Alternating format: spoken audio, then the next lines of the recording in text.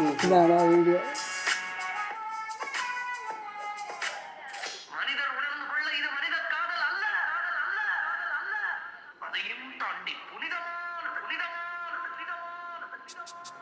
ഞങ്ങളവിടെ പോകുമ്പോൾ അവിടെ ഒരു മനുഷ്യൻ കാല് വെച്ചിട്ട് എനിക്ക് തോന്നുന്നത് 100 കണക്കിന് വർഷങ്ങളായി കാണും. കമൽഹാസൻ എല്ലാവരെയും കൊല്ലാൻ കൊണ്ടുപോകാന്നുള്ളൊരു ഒരു ടോക്ക് അവിടെ പൊതുവെ ഉണ്ടായിരുന്നു. ഞങ്ങൾ 4-5 പേര് പോയി എന്ന് വിചാരിച്ചാൽ ആ സ്ഥലത്ത് എന്തായാലും ഇനിയൊരു സിനിമ ഷൂട്ട് ചെയ്യണമെന്ന് ഞാൻ പോകുന്ന പ്രശ്നം ഒതുങ്ങില്ല. ഒരു തവണ നമ്മൾ ഭാഗ്യം കൊണ്ട് രക്ഷപ്പെട്ടാണ്. ഇപ്പം വേണം ഗുണം ഹിറ്റായി എന്ന് വേണം ഇപ്പോൾ പറയാം. അസ്ഥികൂടം കിട്ടിയെന്നൊക്കെ പറഞ്ഞാൽ പിന്നെ എനിക്കും കിട്ടിയിട്ടുണ്ട്. അങ്ങനെ ഒരു വിളിപ്പേരുണ്ടോ എനിക്ക്? ഈ പടത്തിന് ആദ്യം ഇടാൻ ഉദ്ദേശിക്കുന്ന പേരും അത് തന്നെയായിരുന്നു.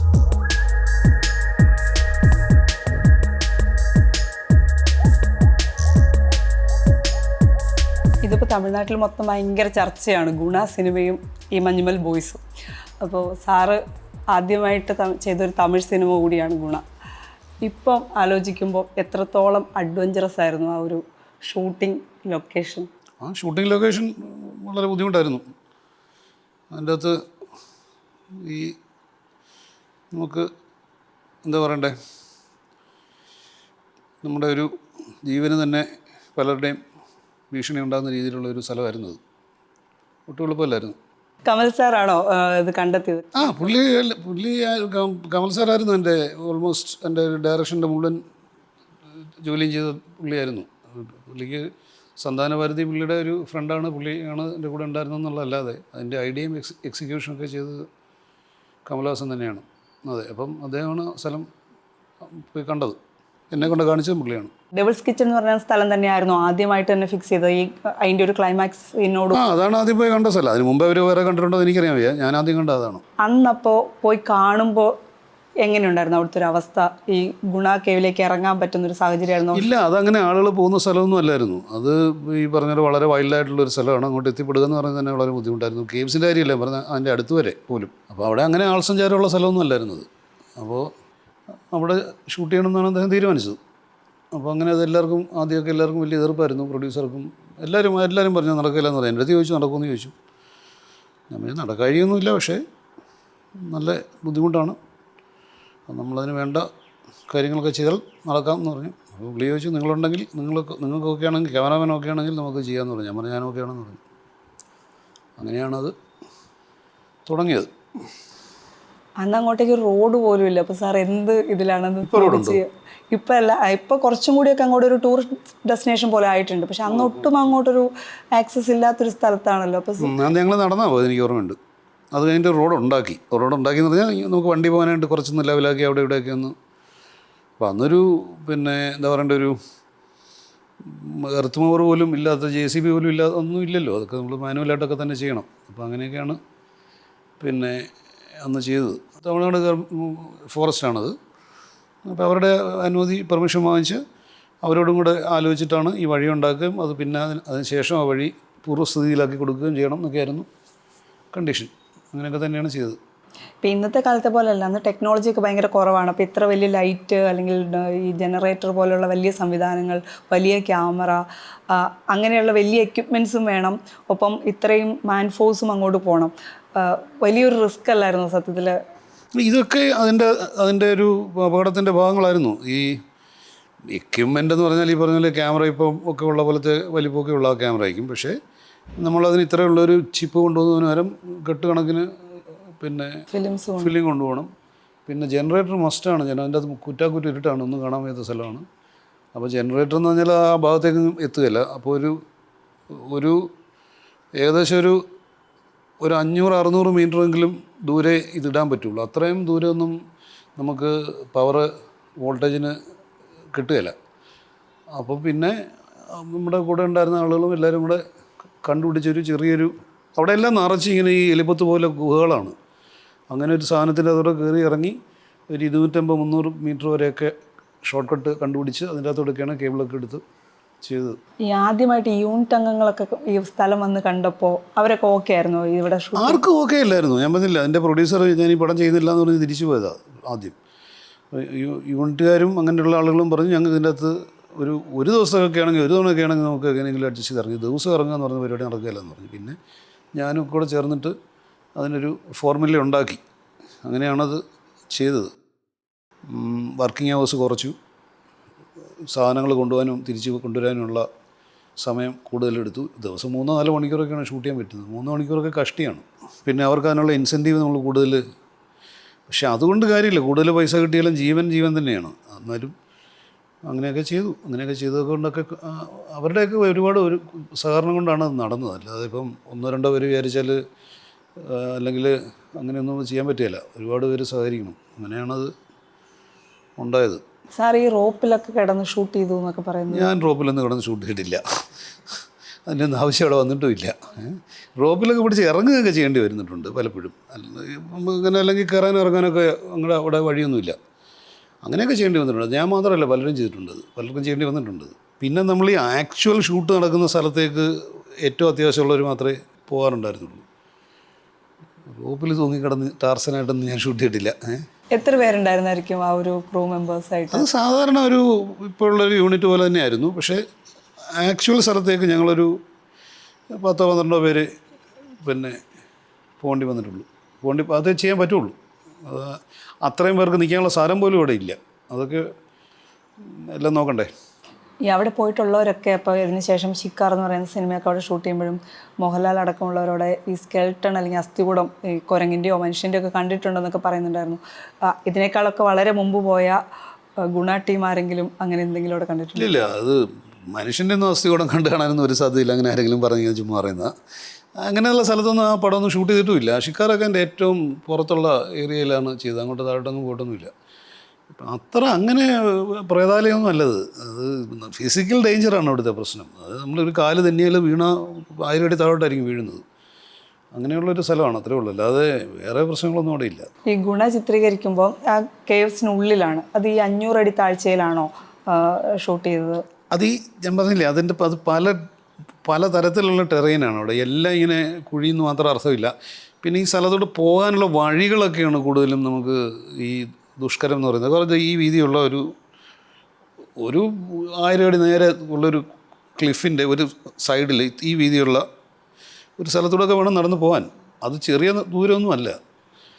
അപ്പം അങ്ങനത്തെ സ്ഥലത്തൊക്കെ നമുക്ക് സ്വതന്ത്രം വെറുതെ ഒന്നും കയ്യിലൊന്നും ഇല്ലാതെ നടക്കാൻ തന്നെ പാടാണ്. അപ്പോൾ ഈ സാധനങ്ങൾ കൊണ്ടുവരുന്നവരുടെ പിന്നെ വേറൊരു കാര്യമുള്ളത്, നമ്മളവിടെ കുറച്ച് ഈ പിന്നെ ഒരു കോയമ്പത്തൂരുള്ളൊരു എൻജിനീയറിംഗ് ഗ്രൂപ്പിനെ വിളിച്ചിട്ട് കുറച്ച് റോപ്പും പുള്ളി സിസ്റ്റമൊക്കെ ഉണ്ടാക്കി ഈ ലൈറ്റ് കാര്യങ്ങളൊക്കെ അതിലൂടെയൊക്കെ ഇറക്കാനൊക്കെ അങ്ങനെയൊക്കെ നോക്കി. അതൊക്കെ ഈ കമലഹാസൻ്റെ ഒരു സാഹസിക പിന്നെ ബുദ്ധിയുടെ ഫലം കൊണ്ട് ആണ്. അതിനകത്ത് ഞാൻ പുള്ളിയെ സപ്പോർട്ട് ചെയ്തെന്ന് മാത്രമേ ഉള്ളൂ, വേറെ ഒന്നുമില്ല. വേറെ ആരും സപ്പോർട്ട് ചെയ്യാനില്ലായിരുന്നു, അതാണ് സത്യം ആ സമയത്ത്. ആദ്യം ഗുണ എന്ന് പറയുന്ന സിനിമ നമ്മൾ കാണുമ്പം അങ്ങനെ ഒരു പ്രദേശം തന്നെ വേണം എന്നില്ല ആ ഒരു പോർഷൻ ഷൂട്ട് ചെയ്യാനായിട്ട്. പക്ഷേ ഇത്രയും ഡേഞ്ചർ ആയിട്ടുള്ളൊരു പ്രദേശത്ത് തന്നെ ഷൂട്ട് ചെയ്യണം എന്നുള്ളത് കമലഹാസൻ്റെ മാത്രം. അത് ഞാൻ പറഞ്ഞില്ലേ, അദ്ദേഹത്തിൻ്റെ ഒരു സാഹസിക ബുദ്ധിയുള്ള ആളാണ്.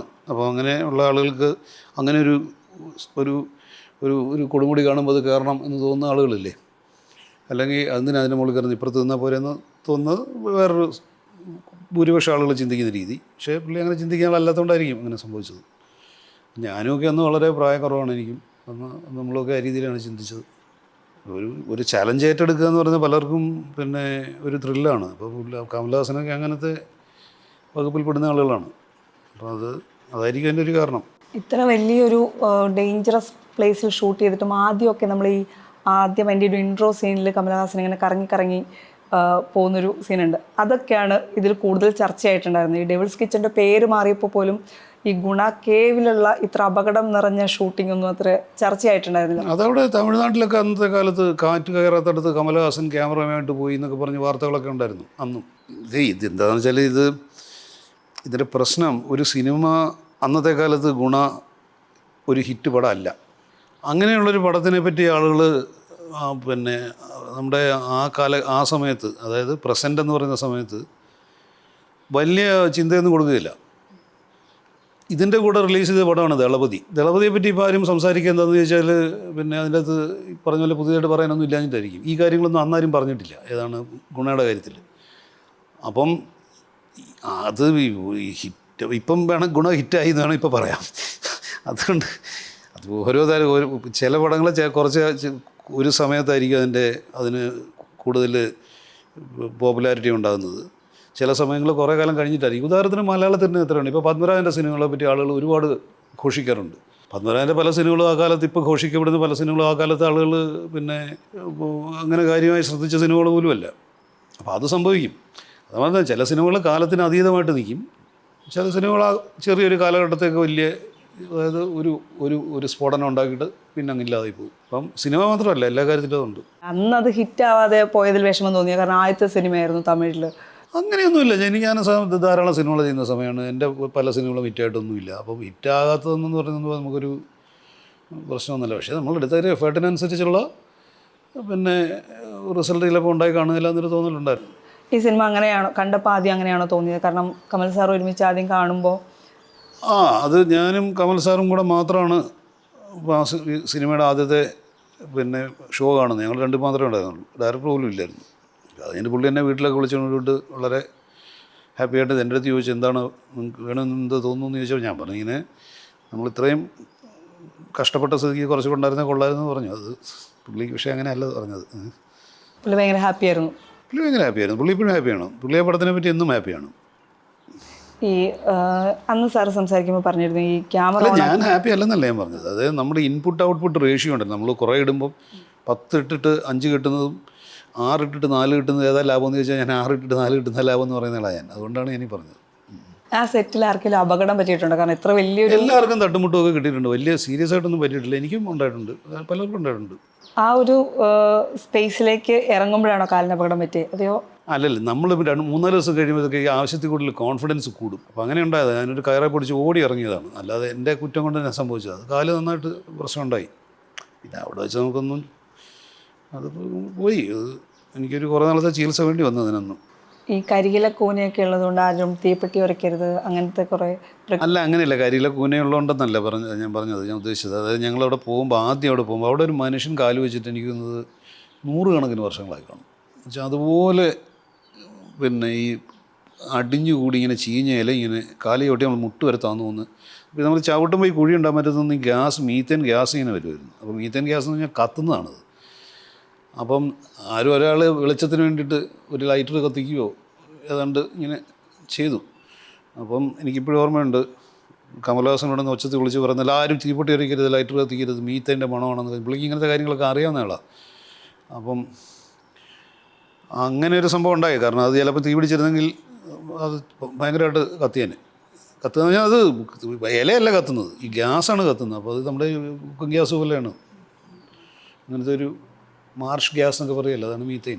അത് തന്നെയാണ് ഈ നമ്മുടെ പശു ഗോബർ ഗ്യാസ് എന്ന് പറയുന്ന സാധനം ഈ മീത്തേൻ തന്നെയാണ്. ഈ ഗുണ കഴിഞ്ഞിട്ട് നേരിട്ട് വന്നത് മാളൂട്ടിയിലേക്കാണോ? കാരണം മാളൂട്ടി ഒരു സർവൈവൽ അക്ഷരാർത്ഥത്തിലൊരു അതൊന്നും എനിക്ക് ഓർമ്മയില്ല. ഗുണയും മാളൂട്ടിക്ക് അല്ല, ഗുണയ്ക്കൊക്കെ മുമ്പാണ് മാളൂട്ടി ഷൂട്ട് ചെയ്തത്. പിന്നെ അതിന് മുമ്പ് എൻ്റെ ഓർമ്മ. ഈ മാളൂട്ടി ഒരു സർവൈവൽ ത്രില്ലർ ആയിരുന്നല്ലോ. അപ്പം ഇപ്പോൾ ഉള്ള മഞ്ഞുമൽ ബോയ്സ് ഒരു സർവൈവൽ ത്രില്ലറാണ്.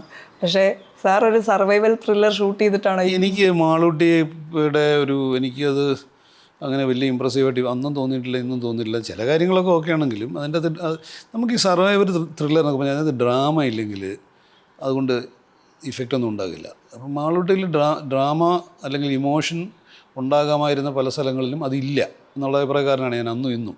അതിൻ്റെ കാരണം അതിനൊരു സ്ക്രിപ്റ്റ് പോലും ഇല്ലായിരുന്നു. അത് അങ്ങനെയൊക്കെയുള്ള പ്രശ്നങ്ങളൊക്കെ ഉണ്ടായിരുന്നു എൻ്റെ അടുത്ത്. അതും ഈ മഞ്ഞുമൽ ബോയ്സ് ഞാൻ കണ്ടിട്ടില്ല. അത് തമ്മിൽ കമ്പയർ ചെയ്യുന്നത് അൺഫെയർ എന്നാണ് എൻ്റെ അഭിപ്രായം. എനിക്കറിയാൻ വയ്യ. ഏത് ത്രില്ലറാണെങ്കിലും അതിൻ്റെ അകത്ത് ഇമോഷനും ഡ്രാമയൊക്കെയാണ് പ്രധാനം. അത് ഇല്ലാതെ നമ്മൾ എന്തെങ്കിലും കോലാഹലം കാണിച്ച് വെച്ചിട്ട് കാര്യമൊന്നുമില്ല. അത് ഇത് നമ്മളെ എങ്ങനെയാണ്, മനുഷ്യൻ്റെ മനസ്സിനെ എങ്ങനെയാണ് ഇത് ബാധിക്കുന്നത് എന്നുള്ളതാണ് പ്രധാനം. അല്ലാതെ ചെയ്തിട്ട് കാര്യമില്ലല്ലോ. ഇപ്പോൾ ടൈറ്റാനിക് എന്ന് പറയുന്ന സിനിമയിൽ എന്താണ് അതിൻ്റെ അത് ഈ കപ്പലും വലിപ്പവും ഒന്നും അല്ലല്ലോ അതിൻ്റെ പ്രധാനം. അതിൻ്റെ ഇമോഷനല്ലേ. അപ്പോൾ അങ്ങനെ ഒരു ആംഗിൾ ഉണ്ടായതുകൊണ്ടാണ് ആ സിനിമ വിജയിച്ചത്. ശരിക്കും ഒറിജിനലായിട്ട് നടന്ന കാര്യമായിരിക്കില്ല അത്. അങ്ങനെ ഒരു സംഭവനത്ത് കാണില്ലായിരിക്കും. എല്ലാത്തിൻ്റെയും അവസ്ഥ അത് തന്നെയാണ്. ഇതുപോലെ ഇപ്പം ഈ ഗുണ ഒരു നമ്മൾ കാണുമ്പോൾ പേടിപ്പെടുത്തുന്ന ഒരു സ്ഥലമായിരുന്നു. ഇതുപോലെ വേറെ ഏത് സിനിമയ്ക്കാണ് ഇതുപോലെ വെല്ലുവിളി ഉണ്ടായത്? ഒരു പ്ലേസ് കണ്ടിട്ട് ഇപ്പോൾ എൻ്റെ സ്ഥലം തന്നെ ഞാൻ ഷൂട്ട് ചെയ്ത കാർബണിൻ്റെ തന്നെ ഒരുപാട് ഇത് കൂടുതൽ അപകടം പിടിച്ച സ്ഥലങ്ങളുണ്ടായിരുന്നു. പക്ഷേ നമുക്ക് അങ്ങനെ കാണിക്കേണ്ടി ഇതിൽ കൂടുതൽ അപകടം ഞാൻ പറയില്ല. പക്ഷേ ആക്ച്വലി അപകടം ഉണ്ടായ സ്ഥലങ്ങളുണ്ടായിരുന്നു. പിന്നെ ഈ പറഞ്ഞാൽ ഈ അപകടം എന്ന് പറഞ്ഞാൽ പല തരത്തിലല്ലേ ഉള്ളത്. ഇപ്പം എല്ലാം ഈ പ്രകൃതിയായിട്ട് ബന്ധപ്പെട്ട പിന്നെ വെല്ലുവിളികൾ മാത്രമല്ലല്ലോ. ഇപ്പോൾ ഒരു വഴി പോയി ഷൂട്ട് ചെയ്യുമ്പോൾ ഒരുതൻ വെള്ളം അടിച്ചിട്ട് വരുന്നത് അപകടമാണ്. പിന്നെ അപ്പോൾ അങ്ങനെയുള്ള സ്ഥലങ്ങൾ ഒരുപാട് ഉണ്ടായിട്ടുണ്ട്. പിന്നെ ഇതിനൊക്കെ ഓരോന്നിനും ഓരോ എന്താ പറയണ്ടത്, ആ അവസരം, ആ സമയത്തുള്ള ആ സാഹചര്യം, ഇത് ആക്ച്വലി നടക്കുന്ന സമയത്തുണ്ടാകുന്ന കാര്യങ്ങളാണ് അതിൻ്റെ അപകട സാധ്യത കൂട്ടുകയും കുറയ്ക്കുകയൊക്കെ ചെയ്യുന്നത്. ഈ കാർബൺ സിനിമയിൽ അങ്ങനെ എന്തായിരുന്നു ആ പ്ലേസിൻ്റെ? അത് നമ്മൾ ഈ പറഞ്ഞ പോലെ ഈ കാട്ടിൻ്റെ അകത്ത് പോയിട്ട് ഇതേപോലെ തന്നെ തിരിച്ചു വരാൻ പറ്റാത്ത അവസ്ഥകളൊക്കെ ഉണ്ടായി. ഇതേപോലെയല്ല, പിന്നെ ശരിക്കും കാട്ടിൻ്റെ അകത്ത് പെട്ടുപോയി രാത്രി പലരും 2-3 പേർക്ക് എന്താ പറയണ്ടേ, മാനസിക ബുദ്ധിമുട്ടുകൾ ഉണ്ടായി. അവർക്ക് ഷൂട്ടിങ്ങിൽ പിന്നെ മുമ്പോട്ട് വരാൻ വയ്യാതെ ആയിപ്പോയി. രാത്രി 12 മണിക്കൊക്കെ കൊടുങ്കാട്ടിൽ കാണാതായി കഴിഞ്ഞാൽ എന്ത് ചെയ്യും? അങ്ങനെയൊക്കെ ഉണ്ടായി. അത് നമ്മുടെ അശ്രദ്ധ എന്ന് വേണമെങ്കിൽ പറയാം. അങ്ങോട്ട് പോയപ്പോൾ ഒരു പ്രശ്നമില്ല, തിരിച്ചു വന്നപ്പോൾ മഴ പെയ്തു, അത്രേ ഉണ്ടായുള്ളൂ. ഈ ഗുണയുടെ ഷൂട്ടിംഗ് സമയത്തോടെ ഇങ്ങനെ മഴ ഉണ്ടായിട്ടുണ്ട്? കാരണം മഴ പെയ്താൽ മഴ എപ്പോഴും ഉണ്ട്, അവിടെ ഉണ്ടായിരുന്നു. മഴയും ഫോഗും ഉണ്ടായിരുന്നു. അപ്പം പിന്നെ നനവ് വന്നു കഴിഞ്ഞാൽ അതിലെ ഒരു കാരണവശാലും കൊണ്ട് നടക്കാൻ പറ്റില്ല. അത് നമ്മൾ കാല് വെക്കുന്നത് എവിടെയാണെന്ന് അറിയാൻ പറ്റില്ല. പിന്നെ നമ്മൾ വടിയൊക്കെ കുത്തിയൊക്കെയാണ് എല്ലാവരും ഇപ്പോൾ ചെയ്തുകൊണ്ടിരുന്നത്. വന്യമൃഗങ്ങളെയൊക്കെ കണ്ടിട്ടുണ്ടോ അവിടെ നേരിട്ട്? അവിടെ എല്ലാം റെഗുലർ കാടാണ്. അവിടെ കാട്ടുപോത്തൊക്കെ ധാരാളമുള്ള സ്ഥലമാണ്. കാട്ടുപോത്തുണ്ട്, പുലിയുണ്ട്. ഈ ഇത്രയും പക്ഷികളൊക്കെ ഉള്ള ഈ ലൈറ്റ് ഒക്കെ ചെയ്യുമ്പോഴത്തേക്കും അതുങ്ങളൊക്കെ ഇങ്ങനെ വന്ന് അടിച്ചു വീഴുക, അങ്ങനത്തെ ഇതൊക്കെ ആര് പറഞ്ഞു? അതായത് നമ്മുടെ ഈ സ്വിഫ്റ്റ് എന്ന് പറഞ്ഞൊരു പക്ഷിയുണ്ട്. പിന്നെ അത് ഇങ്ങനത്തെ സ്ഥലങ്ങളിലാണ് കൂട് വെക്കുന്നത്. അത് കൂട്ടമായിട്ടാണ് വരുന്നത്. എന്താണെന്ന് വെച്ചാൽ കേവ്സിലാണ് അതിൻ്റെ കൂട്. അപ്പം ഇത് സന്ധ്യ ആകുമ്പോഴത്തേക്കും ഇത് എല്ലാം കൂടെ ഒന്നിച്ച് കയറി വരും. അപ്പം നമ്മൾ ഇതിന് ഗുഹയുടെ നമ്മളങ്ങോട്ട് കയറുന്ന ഭാഗത്തല്ല ഞങ്ങൾ ഒരുപാട് അകത്താണ്. അപ്പോൾ നമ്മുടെ ലൈറ്റൊക്കെ അവിടെയാണ്. അപ്പോൾ ഈ പക്ഷികളെല്ലാം കൂടെ പറന്ന് അകത്തോട്ട് വരുമ്പോഴത്തേക്കും ഇതിന് ലൈറ്റ് കാണുമ്പോഴത്തേക്കും ഭയങ്കര കൺഫ്യൂഷനായിട്ട് നമ്മുടെ ലൈറ്റിലും അല്ലെങ്കിൽ ലൈറ്റിൻ്റെ കൂടെയുള്ള മറ്റ് പിന്നെ ഡിഫ്യൂസേഴ്സിലും ഒക്കെ വന്ന് അടിച്ച് വീഴുകയും ഭയങ്കരമായ ട്രാജഡികൾ ഉണ്ടാകുകയൊക്കെ ചെയ്തിട്ടുണ്ട്.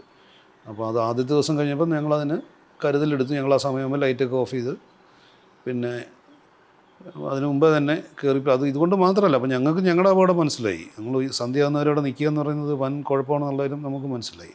പിന്നെയും പറഞ്ഞില്ല, ഞങ്ങൾ ഈ സേഫ്റ്റിക്ക് വേണ്ടി നമ്മൾ ചെയ്ത പല കാര്യങ്ങളും ഞങ്ങൾക്ക് അവസാനം പാരയായിട്ട് വന്നു. നമുക്ക് ആ പല സ്ഥലങ്ങൾ കാണിക്കാൻ പറ്റാതെ വന്നു. ഇന്നാണെങ്കിലും ഇപ്പോൾ ഡിജിറ്റൽ സമയമാണ്, അത് നമുക്ക് നിസ്സാരമായിട്ട് മായ്ച്ചു കളയാം. അന്ന് ചെയ്യാൻ പറ്റില്ല. അത് ഒരു കയറോടെ കിടപ്പുണ്ട്, ഒന്നും ചെയ്യാൻ പറ്റില്ല. അപ്പം അങ്ങനെ പല സ്ഥലങ്ങളും ഞങ്ങൾക്ക് ഉപയോഗിക്കാൻ വയ്യാതെ വന്നു സിനിമയിൽ. അതായത് നമ്മുടെ സേഫ്റ്റിക്ക് വേണ്ടി നമ്മൾ തന്നെ ഉണ്ടാക്കി വെച്ച സാധനങ്ങൾ നമുക്ക് പടത്തിന് പിന്നെ എന്താ പറയണ്ടത്, അതിന് പ്രതികൂലമായിട്ട് നമ്മളെ ബാധിച്ച അവസരങ്ങൾ ഒരുപാടുണ്ടായിട്ടുണ്ട്. ഈ സിനിമയുടെ എൻഡ് പോർഷനാണല്ലോ ഗുണ കേവിൽ കാണിക്കുന്നത്. ഇത് അങ്ങനെ തന്നെയാണോ ഷൂട്ട് ചെയ്തത്? അതായത് ആദ്യം ഇല്ല, അതെനിക്ക് അങ്ങനെ ഓർമ്മയില്ല. എൻ്റെ തുടക്കം എങ്ങനെയായിരുന്നു ഒന്നും എനിക്ക് കൃത്യം ഓർമ്മയില്ല. എനിക്ക് തോന്നുന്നു ആദ്യം കൊടൈക്കനാലിൽ തന്നെയാണ് ഷൂട്ട് ചെയ്തത്. ആദ്യം ഹൈദരാബാദ് പിന്നെ പോയത്. ആണല്ലേ? അപ്പോൾ അതിന് മുന്നേ കാണിക്കുന്ന ആ കെട്ടിടവും കൊടൈക്കനാലിലുള്ളതാണ്. ഒരു പൊളിഞ്ഞ കെട്ടിടത്തിൽ അതിൻ്റെ തൊട്ടപ്പുറത്താണ് ഈ ഗുണ കേവ്സിന് അത് ഉണ്ടാക്കിയത്. അത് സെറ്റാണ്. ഒരു പഴയ പൊളിഞ്ഞ പള്ളി പോലത്തെ ഒരു കെട്ടിടം. അത് സെറ്റാണത്. അവിടെയൊക്കെയാണ് ഈ കാട്ടുപോത്ത് ഒരുപാടുള്ളത്. അത് ഇതിൻ്റെ തൊട്ടടുത്താണ്. ഇവിടുന്ന് ഒരു 200 മീറ്റർ, അല്ല 200 ആയിരിക്കില്ല, അത്ര ലെവലിലുള്ള ദൂരമേ ഉള്ളൂ. എത്ര ദിവസം എടുത്തു അവിടെ ഷൂട്ട് ചെയ്യാൻ ഈ ഇത്രയും പോർഷൻ? എത്ര ദിവസം? 2 ആഴ്ചയൊക്കെ എടുത്ത് കാണും, ഓർമ്മയില്ല. 2 ആഴ്ചയല്ല, ഈ പുറത്തേയും കൂടെ കൂട്ടിയാണെങ്കിൽ അത് കൂടുതൽ എടുത്ത് കാണും. ഈ ഇരുട്ടത്തും തണുപ്പത്തും ഒക്കെ ഈ ഗുഹയ്ക്ക് ഉള്ളിലെ ഷൂട്ട് ഒരു പാട്ടും കൂടി ചിത്രീകരിക്കണം. അതായത് സീൻ മാത്രമല്ല, ഒരു പാട്ടും കൂടി ഉണ്ടായിരുന്നു അതിൻ്റെ കൂടെ. അതെ. അപ്പോൾ അത് എങ്ങനെയായിരുന്നു ആ പാട്ടിൻ്റെ സീനൊക്കെ എടുക്കുമ്പോൾ? അത് അവിടെയൊക്കെ ആയിരുന്നു ഈ പ്രശ്നങ്ങളുണ്ടായിരുന്നത്. പാട്ടെന്നൊക്കെ പറഞ്ഞു അത് നമുക്കിപ്പം പറയാൻ എളുപ്പമാണ്. പക്ഷേ എനിക്ക് ആ ഒരു അന്നത്തെ ഒരു മാനസികാവസ്ഥ എനിക്ക് കൃത്യമായിട്ട് ഇപ്പം ഓർത്തെടുക്കാൻ പറ്റുകയില്ല ശരിക്കും. കാരണം വർഷങ്ങൾ ഒരുപാടായി. അപ്പോൾ അതനുസരിച്ച് നമ്മുടെ ശാരീരിക നമ്മൾ ചിന്തിക്കുമ്പോൾ പോലും തന്നെ എനിക്കിപ്പോൾ അങ്ങനത്തെ ഒരു കാര്യം ചെയ്യാൻ എനിക്ക് എന്നെ കൊണ്ട് സാധ്യമല്ല എന്നുള്ള കാര്യം എനിക്ക് ഉറപ്പാണ്. അപ്പം അന്ന് കൃത്യമായിട്ട് എങ്ങനെയാണ് നമ്മുടെ മനസ്സ് റിയാക്ട് ചെയ്തതെന്ന് എനിക്കിപ്പോൾ പറയാൻ പറ്റില്ല. എന്തായാലും ഇതൊരു ചലഞ്ചായിരുന്നു. ആ ചലഞ്ച് ഏറ്റെടുക്കാമോ എന്ന് എൻ്റെ അടുത്ത് എൻ്റെ പ്രധാനപ്പെട്ട ആൾ ചോദിച്ചപ്പോൾ ശരി എന്ന് പറഞ്ഞു എന്നും എനിക്ക് കൃത്യമായിട്ട് ഓർമ്മയുണ്ട്. അതിൻ്റെ അപ്പുറം നമ്മുടെ ജോലിയുടെ ഭാഗമായിട്ട് നമ്മൾ ചെയ്യുക തന്നെയായിരുന്നു ഉണ്ടായത്. ഇപ്പോൾ കഴിഞ്ഞ ദിവസം ഇപ്പോൾ ഇവരെല്ലാവരും പോയി കാണുമ്പോൾ അതിന് ശേഷം ഈ തമിഴ്നാട്ടിൽ ഇത് ഭയങ്കര ചർച്ചയാണ്. ഇപ്പോൾ സന്താന ഭാരതിയുടെ ഇൻ്റർവ്യൂ ഒക്കെ എല്ലാവരും എടുക്കുന്നുണ്ട്. അദ്ദേഹം പറയുന്ന ഇത്ര വലിയൊരു ഡേഞ്ചറസ് പ്ലേസ് ആയിരുന്നു എന്ന് അന്ന് എനിക്ക് മനസ്സിലായില്ല. അല്ല, അത് മനസ്സിലാകുന്നതിൻ്റെ ഒരു പ്രധാന കാര്യം ഞാൻ പറഞ്ഞില്ലേ, അത് സന്താന ഭാരതിക്ക് അതിൻ്റെ അകത്ത് വളരെ ഉത്തരവാദിത്വം കുറവായിരുന്നു. പലതും കമലഹാസനാണ് ചെയ്തത്. ഡേഞ്ചറസ് പ്ലേസ് ഞാൻ പുള്ളി പല തവണ അങ്ങോട്ട് വന്നിട്ട് പോലും ഇല്ല. കാരണം ഞാൻ പറഞ്ഞില്ലേ, വളരെ ലിമിറ്റഡ് ആയിട്ടുള്ള ആളുകളെ വെച്ചിട്ടാണ് നമ്മൾ താഴോട്ട് പോയിക്കൊണ്ടിരുന്നത്. അപ്പോൾ അങ്ങനെ അദ്ദേഹത്തിന് അത് നേരിട്ട് ബോധ്യപ്പെട്ട് കാണുകയില്ല, അതാണ് അങ്ങനെ പറഞ്ഞത്. അവിടെ 10-13 പേര് മരിച്ചിട്ടുണ്ടെന്നാണ് തമിഴ്നാട് സർക്കാരിൻ്റെ കണക്ക്. അന്ന് ഈ സിനിമ ഷൂട്ട് ചെയ്യാൻ ചെല്ലുമ്പോൾ അങ്ങനെ എന്തെങ്കിലും? സിനിമ ഷൂട്ട് ചെയ്യാൻ ചെല്ലുമ്പം അവിടെ ഒരാൾ മരിച്ചതായിട്ട് അവിടെ ഒരു കല്ല് വെച്ചിട്ടുണ്ടായിരുന്നു. അവിടെയായിരുന്നു നമ്മുടെ ബേസ് ക്യാമ്പ് എന്ന് പറയുന്നത്. അവിടെ നിന്നാണ് ഞങ്ങൾ ഇറങ്ങി പോയിക്കൊണ്ടിരുന്നത്. അതിന് വേറൊരു രസമുള്ള കഥയുണ്ട്. ഞാനും എൻ്റെ മോളും ഭാര്യയും കൂടെ, എൻ്റെ മോക്കൊരു 4-5 വയസ്സൊക്കെ കാണും. അപ്പോൾ ഞങ്ങൾ കൊടൈക്കനാലിൽ വെറുതെ പോയപ്പോൾ, വെറുതെ ഒരു വഴിവെന്ന് പോലും പറയാൻ പറ്റില്ല, ഒരു ചെരുവ് പോലത്തെ ഒരു സ്ഥലം കണ്ടു. വെറുതെ കാർ കയറ്റി ചെന്നപ്പോൾ അത് പോയി നിന്നത് ഈ സ്ഥലത്താണ്. അപ്പോൾ അവിടെ ഇയാളുടെ ഒരു മെമ്മോറിയൽ സ്റ്റോൺ വെച്ചിട്ടുണ്ട്. ചെമ്പക നാടാർ എന്ന് പറഞ്ഞ ഒരാൾ, എനിക്കിപ്പോഴും പേര് ഓർമ്മയുണ്ട്. അപ്പോൾ അവിടെ ഈ ഒരു മെമ്മോറിയൽ സ്റ്റോൺ പോലൊരു സാധനം ഇങ്ങനെ കെട്ടി വെച്ചിട്ടുണ്ട്. അതിൻ്റെ അടുത്ത് ഞങ്ങളവിടെ ഇരുന്ന് കുറച്ച് നേരം ഇരുന്ന് എന്താ ഭക്ഷണമൊക്കെ കഴിച്ച് ഞാൻ 2 സിഗരറ്റൊക്കെ വലിച്ച് കഴിഞ്ഞ് ഞങ്ങൾ തിരിച്ചു പോന്നു. അപ്പോൾ അത് കഴിഞ്ഞിട്ടൊരു 7-8 മാസം കഴിഞ്ഞപ്പം കമലഹാസൻ എന്നെ അതേ സ്ഥലത്താണ് വീണ്ടും കൊണ്ടുപോകുന്നത്. അവിടുന്ന് ഒരു 100 മീറ്റർ പോയാൽ ഇതിൻ്റെ ഈ ഏരിയ തുടങ്ങും. പക്ഷേ നമ്മൾ അവിടെ വരെ പോയുള്ളൂ അന്ന്. അപ്പോൾ അങ്ങനെ ഒരു വളരെ അതിശയകരമായൊരു കണക്ഷനും അതിനുണ്ട്. അന്ന് ഇതിന് പേര് ഡെവിൾസ് കിച്ചൺ എന്നാണ്, ഗുണ കേവ്സ് എന്നല്ല. ആ പേര് കേൾക്കുമ്പോൾ തന്നെ നമുക്ക് പേടിയാവും, ഡെവിൾസ് കിച്ചൺ. ഡെവിൾസ് കിച്ചൺ എന്ന് പേര് വരുന്ന അവിടുന്ന് സാറിന് അവിടുന്ന് ഈ രാവിലെ ആകുമ്പോഴത്തേക്കും കാറ്റ് ചൂട് പിടിക്കുമ്പോൾ അവിടെ നിന്ന് ഇങ്ങനെ മിസ്റ്റ് പൊങ്ങി മുകളിൽ കൂടി ഇങ്ങനെ അടുക്കളയിൽ നിന്ന് പുക പോകുന്ന പോലെ ഇങ്ങനെ പോകുന്ന പറയുന്നത് ഞാൻ കണ്ടിട്ടില്ല. ഇത് ഒരു ഭാഗം, അതിൻ്റെ താഴത്തെ ഭാഗത്തിനാണ് ഡെവിൾസ് കിച്ചൺ എന്ന് പറയുന്നത്. മുകളിലത്തെ ഭാഗത്തിന് പില്ലർ റോക്ക് എന്നാണ് പറയുന്നത്. 3 ഇങ്ങനത്തെ ഈ സൂചി പോലത്തെ 3 ഇതുണ്ട്. അപ്പോൾ അന്നങ്ങനെയാണ് എൻ്റെ പേര്. പിന്നെ അത് കഴിഞ്ഞിട്ട് ഈ 10-15 പേര് മരിച്ചിട്ടുണ്ടോയെന്ന് എനിക്കറിയാൻ വയ്യ. എനിക്കതിനെക്കുറിച്ചൊന്നും ഒരു ധാരണയില്ല. പക്ഷേ അത് കഴിഞ്ഞിട്ട് അവിടെ അപകടങ്ങൾ ഉണ്ടായിട്ടുണ്ട്. അവിടെ സ്ഥിരം ടൂറിസ്റ്റ് സ്ഥലമായിരുന്നു. ഹോട്ടലുകളിലൊക്കെ ഇങ്ങനെ ഈ പോസ്റ്ററിലൊക്കെ ഇങ്ങനെ ഗുണ കേവ്സ് 15 രൂപ എന്നൊക്കെ എഴുതി വെച്ചിട്ടുള്ള ഇതൊക്കെ ഞാൻ കണ്ടിട്ടുണ്ട്. ഞാനങ്ങോട്ട് പോയിട്ടില്ല. ഈ സിനിമയ്ക്ക് ശേഷം പിന്നെ പോയിട്ടില്ല. സൂയിസൈഡ് പോയിന്റിലൊക്കെ പോയിട്ടുണ്ട് അന്ന് ആ സമയത്ത്. ഈ സിനിമയ്ക്ക് വേണ്ടിയിട്ട് ഏതെങ്കിലും സീനിന്? ഇല്ലില്ല, ഇത് മാത്രമായിരുന്നു ലൊക്കേഷൻ. എനിക്ക് ഓർമ്മയില്ല, എനിക്കറിയാൻ വയ്യ. കാരണം കുറേ ഒരു ഇടവേളയ്ക്ക് ശേഷമുള്ള പോർഷൻ മൊത്തം ഈ കാട്ടിലും ആ പൊളിഞ്ഞ കെട്ടിടത്തിലൊക്കെയാണ്. അതായത് ഈ പറയുന്ന പേരുകളൊക്കെ ഈ ടൂറിസ്റ്റ് പേരുകളാണ്. ഈ സൂയിസൈഡ് പോയിന്റ് അല്ലെങ്കിൽ തൊപ്പി തൂക്കിപ്പാറ, മതികെട്ടാൻചോല എന്നാണ് ഈ സ്ഥലത്തിൻ്റെ പേര്. ഈ പടത്തിന് ആദ്യം ഇടാൻ ഉദ്ദേശിക്കുന്ന പേരും അത് തന്നെയായിരുന്നു, മതികെട്ടാൻചോല. അത് കഴിഞ്ഞിട്ട് മതികെട്ടാൻചോല എന്ന് പറഞ്ഞാൽ നമുക്ക് വട്ടായി പോകുന്ന സ്ഥലം എന്നാണ് അർത്ഥം. അപ്പം അത് വേണ്ടെന്ന് വെച്ചിട്ട് ആദ്യം അങ്ങനെ ഒരു പേര് ആലോചിച്ചിരുന്നു. അപ്പം അത് നമ്മുടെ കേരളത്തിനോട് ചേർന്ന് ഉള്ളൊരു മൂന്നാറുമായിട്ട് അടുത്ത സ്ഥലമാണത്. പക്ഷെ വഴി അതിലേ കൂടെ ഉള്ളൂ. അല്ലാതെ ഡെവിൾസ് കിച്ചൺ എന്ന് പേരുള്ളതുകൊണ്ട് പ്രത്യേകിച്ച് ആർക്കും പേടിയൊന്നുമില്ലായിരുന്നു ഇവിടെ. അതിൻ്റെ ആവശ്യമില്ല. പിന്നെ ഈ അസ്ഥികൂടം കിട്ടിയെന്നൊക്കെ പറഞ്ഞാൽ പിന്നെ എനിക്കും കിട്ടിയിട്ടുണ്ട് ഒരു കുരങ്ങൻ്റെ തലി കൂട്ടി. അതിൻ്റെ ഇപ്പോഴും ഇരിപ്പുണ്ട് ഇവിടെ. അതും കൊണ്ടുവന്നോ? അതെടുത്ത് ഞാൻ പോക്കറ്റ് ഇട്ടുകൊണ്ട് പോകുന്നുണ്ട്. എൻ്റെ ഇപ്പോഴും ഇരിപ്പുണ്ട് ഇവിടെ. അങ്ങനെ അല്ലാതെ വേറെ എങ്ങനെ പേടിപ്പിക്കുന്ന ദൃശ്യമൊന്നും അവിടെ കണ്ടിട്ടില്ല? ഏയ് അവിടെ അതെനിക്കറിയാൻ വേണ്ട. ഓരോരുത്തർക്കും ഓരോ തരം പേടിയല്ലേ. എനിക്ക് ഇങ്ങനത്തെ കാര്യങ്ങളൊരു പേടിയോ ഒന്നുമുള്ള ആളല്ല. എനിക്ക് അങ്ങനത്തെ അതെൻ്റെ ഒരു മനസ്സിലുള്ള ഒരു സംഭവമല്ല. ഈ എന്താ പറയണ്ടേ, സൂപ്പർ നാച്ചുറൽ അല്ലെങ്കിൽ പാരാനാച്ചുറൽ എന്ന് പറയുന്നത് എനിക്ക് അങ്ങനത്തെ കാര്യങ്ങളൊന്നും ഒരു വിശ്വാസമുള്ള ആളല്ല. അപ്പോൾ എനിക്ക് ആ രീതിയിലുള്ള പേടി അനുഭവിക്കാൻ എനിക്ക് സാധ്യമല്ല. അതങ്ങനെ അനുഭവിക്കുന്നവരുണ്ടെങ്കിൽ അവർക്ക് അത് ഉണ്ടായിട്ടുണ്ടായിരിക്കണം, എനിക്കറിയാൻ വയ്യ. ചില സ്ഥലത്ത് നിന്ന് ഞൊയ്യൊന്ന് പേടിക്കുന്നവരില്ലേ. ഈ ചെമ്പക നാടാരുടെ ബോഡി പക്ഷേ കിട്ടിയിട്ടുണ്ടല്ലേ അവിടെ? അതിൽ എഴുതി വെച്ചിട്ടുണ്ട്, ഇതിൽ ഡീറ്റെയിൽ എഴുതി വെച്ചിട്ടുണ്ട്. ആ വർഷം ഞാൻ മറന്നുപോയി, വളരെ പണ്ടാണ്. Merchant from Coimbatore, his body was recovered after 3 days, erected by his friends and relatives എന്നൊക്കെ പറഞ്ഞിട്ടാണ് അവിടെ ഇത് വെച്ചിരിക്കുന്നത്. അവിടെ ഈ ഗുണ ടീമാണോ പൂജയൊക്കെ തുടങ്ങിയത് പുള്ളിക്ക്? അതായത് ഈ ആളുകൾക്ക് നല്ല പേടിയുണ്ടായിരുന്നു ഈ താഴോട്ട് ഇറങ്ങാനായിട്ട്. അതായത് ഇതൊരു കമലഹാസൻ എല്ലാവരെയും കൊല്ലാൻ കൊണ്ടുപോകാന്നുള്ളൊരു ഒരു ടോക്ക് അവിടെ പൊതുവെ ഉണ്ടായിരുന്നു. പലർക്കും താല്പര്യമില്ലായിരുന്നു. യൂണിറ്റുകാരും മാത്രമല്ല, ബാക്കി ആർക്കും താല്പര്യമില്ലായിരുന്നു. അപ്പോൾ ആദ്യത്തെ ദിവസം ഇറങ്ങുന്നതിന് മുമ്പ് ആരാണ്ട് അവിടെ ഒരു മെഴുകുതിരി കത്തിച്ച് വെച്ചു, ഇയാളുടെ ഒരു പൂവോ അതാണ്ട് വെച്ചു. പിറ്റേ ദിവസം ആയപ്പോഴത്തേക്കും അത് ഒരാളെന്നുള്ളത് പല ആളുകളായി. അവിടെ കൊണ്ട് വിളക്ക് കത്തിക്കാൻ തുടങ്ങി. അങ്ങനെ അതൊരു അമ്പലമായി. ഞങ്ങൾ ഷൂട്ട് ചെയ്ത് തീരുന്നവർ തേങ്ങ ഉടയ്ക്കാനൊക്കെ തുടങ്ങി. ചെമ്പകനാടാറ് ഞങ്ങളുടെ എല്ലാവരുടെയും പിന്നെ ദൈവമായി. അങ്ങനെ അവിടെ ഗാർഡിയൻ ഏഞ്ചൽ എന്നൊക്കെ പറഞ്ഞ അവസ്ഥയിലോട്ട് പുള്ളിയാണ് വലിയ അപകടങ്ങളൊന്നും ഇല്ലാതെ കാത്തു രക്ഷിച്ചത്. അതെ, ചിലപ്പോയിരിക്കും, ആർക്കറിയാം. ഇന്നാണെങ്കിൽ സാറ് പോവോ ഇങ്ങനൊരു? ഞാൻ പറഞ്ഞില്ല, ഇന്ന് എനിക്ക് പോകാനുള്ള ശാരീരികമായ ശക്തിയില്ല. പിന്നെ ഈ പറഞ്ഞ പോലെ പോകുമെന്നൊക്കെ ചോദിച്ചാൽ അന്നത്തെ അവസ്ഥയിൽ എന്തായാലും പോകാൻ പറ്റില്ല, അത് പറ്റില്ല. പിന്നെ ഇപ്പോൾ കുറച്ചുകൂടെയൊക്കെ സേഫ്റ്റിയും കാര്യങ്ങളൊക്കെ ഉള്ളതുകൊണ്ട് വേണമെങ്കിൽ ആ സ്ഥലത്ത് എന്തായാലും ഇനിയൊരു സിനിമ ഷൂട്ട് ചെയ്യണമെന്ന് ഞാൻ പോകുന്ന പ്രശ്നം ഒതുങ്ങില്ല. ഒരു തവണ നമ്മൾ ഭാഗ്യം കൊണ്ട് രക്ഷപ്പെട്ടാണ്. ഇനി ഇല്ല. ഇതിപ്പോൾ അങ്ങനെ പല അവസരങ്ങളും ഉണ്ടായിട്ടുണ്ട്. നമ്മളിപ്പോൾ 3-ാം പക്കത്തിന് കടലിൽ ഷൂട്ട് ചെയ്ത് ഞങ്ങൾ 4-5 പേര് പോയി എന്ന് വിചാരിച്ചതാണ്. 12 ബോധം കെട്ട് വീണതാണ്, ഞങ്ങളെ കാണാനില്ല എന്നിട്ട്. അതൊക്കെ ഉണ്ടാവും. അത് നമുക്കൊരു അബദ്ധം പറ്റുമ്പം പിന്നെ നമ്മൾ അതിനുശേഷം ഞാൻ കുറേ കാലം ഞാൻ കടലിലിറങ്ങിയിട്ടില്ല. അതിനുശേഷം ഞാൻ സ്ഥിരം കോവളത്ത് നീന്താൻ പോകുന്ന ആളായിരുന്നു. അപ്പം അങ്ങനെയൊക്കെ ഉണ്ടാവും. ഇതൊന്ന് കഴിഞ്ഞ് കിട്ടുന്നവരെ നമുക്ക് അത് ആലോചിക്കുകയില്ല. പക്ഷെ അത് കഴിയുമ്പം ഒന്നും സംഭവിച്ചില്ലല്ലോ എന്ന് ഓർക്കുമ്പോൾ പേടിയാവും. 3-ാം പക്കത്തിൽ ഷൂട്ട് ചെയ്തുകൊണ്ടിരിക്കുമ്പോൾ തിരയടി. 3-ാം പക്കത്തിൽ ഞങ്ങൾ 4 പേര് വളരെ മോശം അവസ്ഥയിൽ പെട്ടുപോയി. തിരയടിച്ചെന്ന് പറഞ്ഞാൽ അതൊരു വളരെ അപകടകരമായ അവസ്ഥയായിരുന്നു. പിന്നെ കരയിലുണ്ടായിരുന്നവർക്ക് ഞങ്ങളെ കാണാൻ പോലും വയ്യാത്ത അവസ്ഥയായിരുന്നു. അപ്പം അങ്ങനെ അവിടെ വല്ലാത്ത ഒഴുക്കൊക്കെ ഉള്ള കന്യാകുമാരിയുള്ള സ്ഥലം. അപ്പോൾ നമ്മൾ ക്യാമറ മൗണ്ട് ചെയ്യാനായിട്ട് ഒരു ഇതൊക്കെ ഉണ്ടാക്കി അതിൽ ഞങ്ങളൊക്കെ വെള്ളത്തിലായിരുന്നു, ഞങ്ങൾ 4 പേര്. പക്ഷേ അത് നമ്മളറിയാതെ തന്നെ ഞങ്ങൾ ഒരുപാട് കടലിൻ്റെ അകത്തേക്ക് അങ്ങ് പോയി. പിന്നെ അവിടെ ചെന്നപ്പോൾ അവിടെ ഒരു ഷെൽഫ് ഉണ്ടായിരുന്നു, ഈ ആഴം കുറഞ്ഞ സ്ഥലം. അവിടെ ഭയങ്കര സ്ട്രോങ് ആയിട്ട് തിര വരുന്നൊരു, അതിൻ്റെ ഇടയിലായി പോയി, അങ്ങോട്ടും ഇങ്ങോട്ടും പോകാൻ വയ്യാത്ത അവസ്ഥയായി പോയി.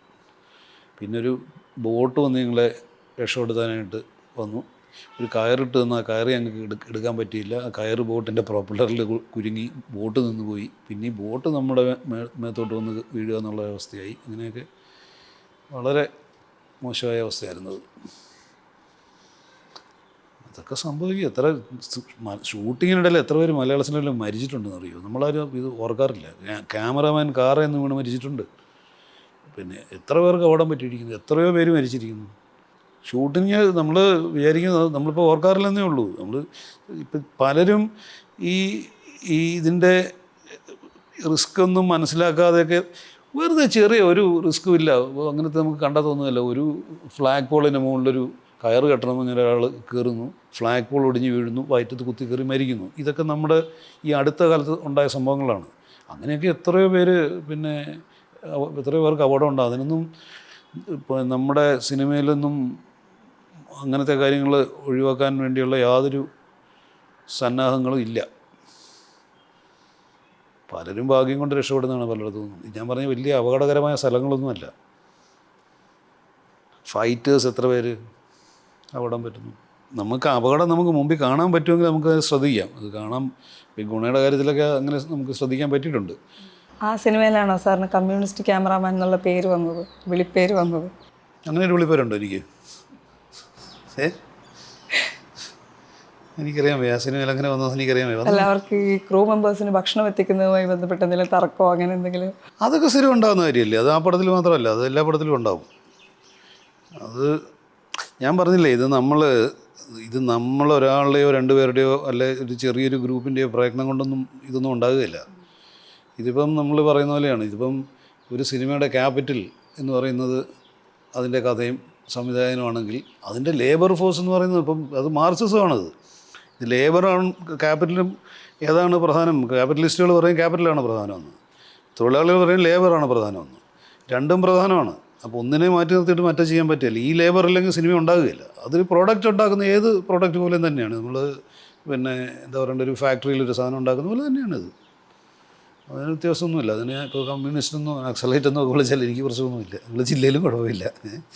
സാറിൻ്റെ ഇതുവരെയുള്ള സിനിമാ ജീവിതത്തിലെ അനുഭവങ്ങൾ സാറിൻ്റെ സിനിമയെ ഏതെങ്കിലും തരത്തിൽ സ്വാധീനിച്ചിട്ടുണ്ടോ? അല്ല, എൻ്റെ സിനിമ ആയിട്ട് അങ്ങനെ സ്വാധീനിച്ചിട്ടില്ല. പക്ഷേ ഇപ്പം ഞാൻ ജീവിതത്തിൽ ചെയ്തിട്ടുള്ള പല കാര്യങ്ങളും ഇപ്പം നമ്മുടെ സിനിമ അനുഭവങ്ങളിൽ നിന്ന് അല്ലെങ്കിൽ സിനിമകളിൽ നിന്ന് ഉണ്ടായിട്ടുള്ളതാണ്. യാത്ര പലതും പലതരം വലിയ വലിയ വളരെ എന്താ പറയണ്ടേ, വളരെ അത്ഭുതകരമായ മനസ്സുകളെ പരിചയപ്പെടാൻ പറ്റിയിട്ടുണ്ട്, വിചിത്രമായ സ്ഥലങ്ങൾ കാണാൻ പറ്റിയിട്ടുണ്ട്, ധാരാളം ആളുകളെ കാണാൻ പറ്റിയിട്ടുണ്ട്.